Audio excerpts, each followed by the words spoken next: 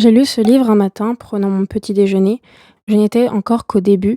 En finissant l'introduction, j'ai lu cette toute dernière phrase, je cite: Kant est mort, vive Kant. Et alors?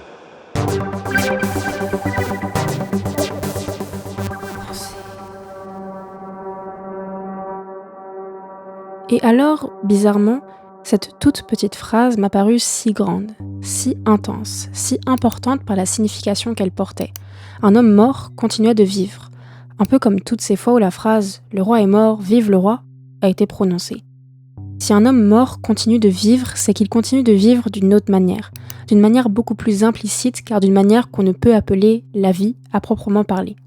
Kant continue de vivre par ses écrits, par ses concepts, ses théories développées. Le roi continue de vivre par la mémoire portée par tout un peuple. Finalement, je me suis dit, mais en fait, est-ce que la mort ne serait pas le fait de continuer de vivre, mais d'une autre manière ? Peut-être que la vie se transforme, qu'elle change, et qu'alors la mort serait ce changement en question. Je ne parle pas ici d'une vie après la mort, mais plutôt d'une continuité de la vie, sous une autre forme. Un peu comme de l'eau qui, étant glacée, a fondu, mais qui, malgré tout, reste et restera toujours de l'eau. On dit qu'une chose ou que quelqu'un existe en étant là, sous sa forme palpable, ou visible, ou sensible. Dès que cette chose est détruite, dès que ce quelqu'un meurt, on dit que la chose, que la personne n'existe plus.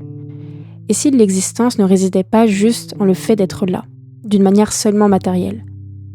Pourquoi, lorsqu'un proche décède, certains, certaines ont toujours cette sensation que le mort ou la morte est toujours là, près d'eux ? Comment se fait-il que nous avons toujours la mémoire vive de ces personnes qui n'existent plus ?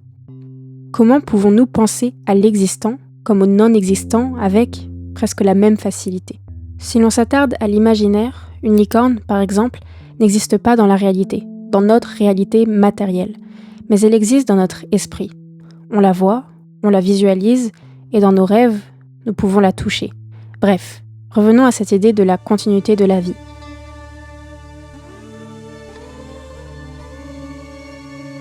Si un être décédé continue de vivre dans notre mémoire, c'est peut-être qu'il n'est pas mort au sens où nous l'entendons principalement.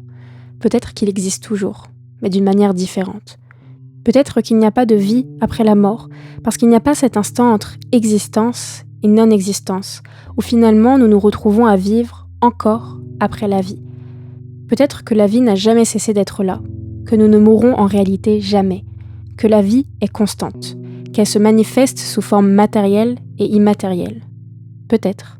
Alors, quand Kant meurt, il continue de vivre par ses ouvrages et toute sa pensée qui inspire encore aujourd'hui.